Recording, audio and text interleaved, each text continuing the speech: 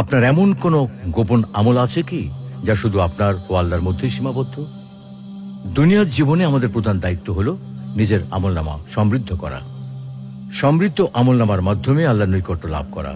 আর আল্লাহর নৈকট্য লাভের বড় মাধ্যম হলো গোপন ইবাদত। যার আমলনামায় গোপন ইবাদতের পরিমাণ যত বেশি, আল্লাহর রেজামন্দি ও জান্নাত লাভে সে তত বেশি অগ্রগামী। সেজন্য আমাদের প্রত্যেকের জীবনে এমন কিছু গোপন আমল থাকা উচিত যে আমল শুধু আপনি আর আল্লাহর মধ্যেই সীমাবদ্ধ। পৃথিবীর কোনো মানুষ এ ব্যাপারে কিছুই জানবে না। কিয়ামতের ময়দানে আল্লাহ তাআলা যে 7 শ্রেণীর বান্দাকে ছায়াদান করবেন, তাদের মধ্যে 3 শ্রেণীর লোক হবে গোপন আমলকারী।